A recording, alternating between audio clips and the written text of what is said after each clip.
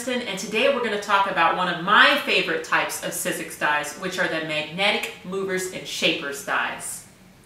Okay, first thing you might be asking is, what does that mean, movers and shapers? Well, movers and shapers is the sort of generic term that applies to all of the different magnetic dies that Sizzix offers. So the features of a magnetic mover and shaper die is the fact that there are pieces that can pop in, pop out, and be moved, hence the movers part of the name, to position that shape anywhere that you want to within the opening. Okay, probably the easiest way to explain movers and shapers is just to show you how they work. Let's start with one of the first movers and shapers kits I ever got, which was the A2 horizontal card kit. It cuts just a plain A2 sized card, but then it comes with your first movers and shapers piece in the kit. This particular one comes with the 4-pane window. But let's show you first how you use it without any insert at all. You would take your movers and shapers piece out.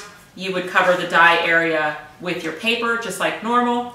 Now this is an XL size die, so I'll need my long extended cutting plates for this. Now which machine do I need? It doesn't matter. I can go through the Big Shot or I can use the electric Vagabond. For this first cut, we'll just put it through the Big Shot. Make my sandwich, roll it through the machine. Okay, now when that comes out, let's point out a couple things. First of all, it's got the outer piece I don't need. And then here's my A2 sized card, and it's actually scored the center of it for me, which is kind of nice. And you can see that the area that's open, the paper's kind of mashed down in there, but this one has so much foam that it's actually pretty easy just to peel that out. And then you'll see here that it has made the crease line for me to perfectly fold that in half. And there, I've made just this great little A2 sized card that could go in either direction. It doesn't have any holes or anything in it, okay? Now, remember I told you how that paper kind of mashed down in there a little bit? Well, so many people use their movers and shapers bases without any pieces at all as an alternate. The Sizzix has solved that little mash problem. And when you buy a movers and shapers base die, and that might be something like this one, or maybe it's going to be something from the Tim Holtz collection, and those of course come in various shapes, all of these dies are going to come with one of these little foam ejection pieces in them. That's not trash. Don't throw that away. That is what you put in the die if you're not putting a shape in, okay? Because what'll happen is your paper's going to want to mash down in there, and it's hard for you to get it out. But with this little foam ejection square, then the paper stays up at the top. It's much, much easier to take it out. So don't get rid of those. Okay, let's go back to our A2 size card kit. You saw what happens when you use it with no insert at all. You just get a plain A2 size card. What happens if I sink my movers and shapers piece in there? And of course I can position that at any angle and anywhere on the opening. Okay, that's why they call it that, movers and shapers. Okay, now let's put our paper over the top. We'll still go back to our extended cutting plates, and this time let's put it through the Vagabond. So first I have to tell it that I'm going in this direction, and then I push and hold the button.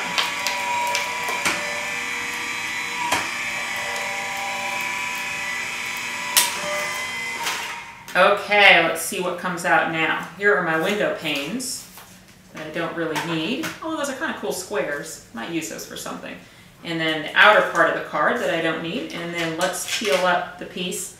And now, look at what I've made. I've made a card that has a window-shaped hole in it. So that's really a fun effect, and you can do all sorts of fun things with that. You're going to find magnetic movers and shapers pieces across a lot of the different collections that are available from Sizzix.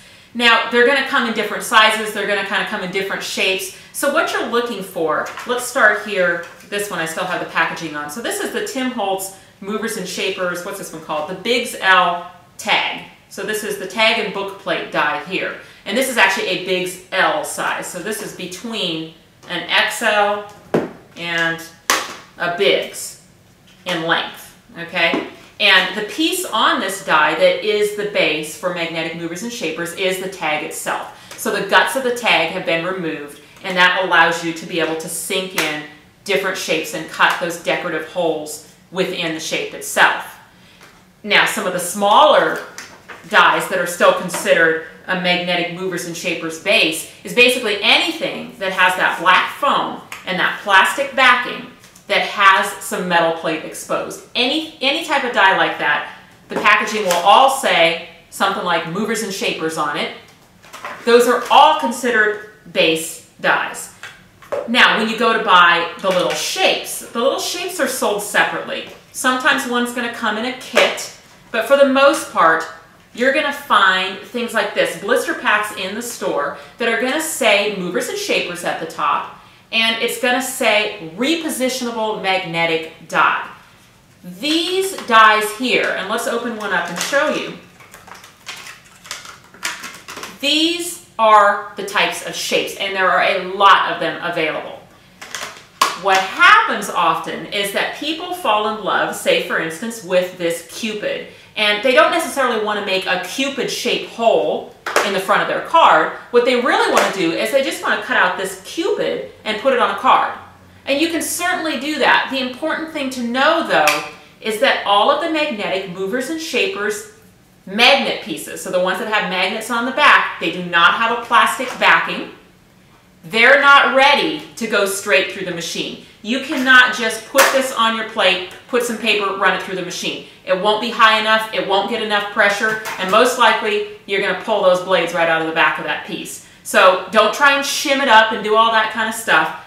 Make sure that you have in your collection somewhere a magnetic movers and shapers base of some sort that is big enough to accommodate your shapes. Okay, so for instance, if you had this A2 card kit, that Cupid fits. So you could put a piece of red paper or something over the top of that Cupid and cut just the Cupid. Doesn't matter about the rest of it. You've just gotten it to the right height by putting it in your base. Okay, now let's say the only base die that you have is your styled labels. Well, I'm sorry, you're out of luck for old Cupid here because he isn't going to fit. So, another good thing to have if you are a magnetic movers and shapers lover is to go ahead and invest in a base tray. Does two things. Number one is you can store your magnetic pieces on it, which is kind of nice. You buy just this tray, so all these pieces, of course, are sold separately, and I've sunk them on there. But what's nice about the tray is this is going to bring it to the right height where you can use paper over just any of your magnetic pieces and cut just that shape. So let's try it. So the really nice thing too about die cutting just in general, especially when you have small shapes like this, is suddenly all those scraps that maybe normally just kind of pile up, or maybe even you throw some of these away or recycle them, are suddenly very, very usable when it comes to die cutting small shapes like this for projects. So I just went to my scrap bin and found a cool sheet of paper, and remember I like that Cupid, so I'm just going to put my scrap of paper right over Cupid, and that has just been put here in my base tray, and just basically need room for it. So I don't necessarily have to remove all these other dies, they're not really in the way. I just need to make sure that my paper is covering the die I want to cut. Okay, now this can go either through the Big Shot, but this time we'll just use the Vagabond. And I'll press the button and feed that right through. Okay, so you see what has been cut now is that little Cupid. So you can definitely use your magnetic shapes just for the shapes themselves. And then if you were to, of course, sink them into some sort of base, they would cut that shaped hole into that base. So for instance, something like this. Let's talk about just a couple of the other types of magnetic dies that are available from Sizzix. Now in the Stephanie Bernard collection, there are several styles of a die type called a flip-it die. This one happens to be the square flip-it die, and you'll see that it has that little open area of plate. Now this little interactive card, when you use it with no shape in there, it just flips that section over. But then if you were to sink a magnetic shape into it, like this, and cut it, then you'll have that little hole, decorative hole, in your little flipping part. And then the last set of magnetic dies that I'll just touch on briefly are the new Poppin' Cuts. So this is also a magnetic, interchangeable type of system. In this case, it's from my collection, and they're meant to make pop-ups. But on some of the styles, they do incorporate a movers and shapers element to them, because there is an area, just like with the flip-it dies or any of these other bases, where there's some exposed metal plate. And if you use it, if you cut it, you do the right one. If you cut it without anything in that area, then you're just going to get the solid shape like you see here.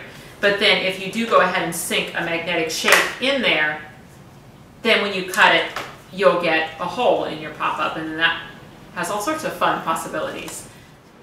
So for this illustration, I'm going to use the Tim Holtz Styled Labels Movers and Shapers base. It's got 2 labels on it, and the one I've chosen for this example is the more rounded one at the bottom here. So I've put my magnetic ejection foam piece in there, since I'm not going to put a shape in it first. And then I'll cover just the label that I want with my paper. And then I'm going to run it through, let's choose Vagabond for this one. Okay, so what has happened is, first of all, that foam ejection piece has made it really easy for me to lift that piece right off the die versus it having it mashed down in there. But that's how that looks if you don't have anything in there as far as a magnetic shape. But let's take that same exact shape, which is available as a Movers and Shapers magnetic repositionable die. We'll take the little foam piece out, and then I can sink that in there and center it. And now I'll do the same thing. I'm just going to put my paper over that label, which is the one I want to cut, make a sandwich with my cutting plates, and this time I'll go through the Big Shot machine. So these magnetic Movers and Shapers pieces will go through either machine. Now, when that comes out, the hole itself has made a cool piece. That's a little small version of the styled label. But then here is the piece I was looking for, which is the one that has that label-shaped hole in it. Now, you can kind of see here how the pressure of the machine has actually pressed the paper down into the space around this die. And so that can be kind of difficult to get out.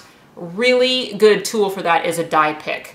And those are sold separately. It's just a good little tool to have if you're a die cutter. And then when I'm trying to choose a spot, I usually choose up at a tip or somewhere where it's already kind of wanting to come out, so I don't do very much damage to my piece, if any. And then like I'm going to get in there on that thing and then just pop it out. And there, just like that, I've cut my little Movers and Shapers label with the same shape cut out of the middle. And this is really a good illustration of how cool Movers and Shapers are. This is really just a fraction of the ways that you're going to be able to combine all these fun magnetic shapes to make amazing projects. I'm Burniston. Thanks for watching.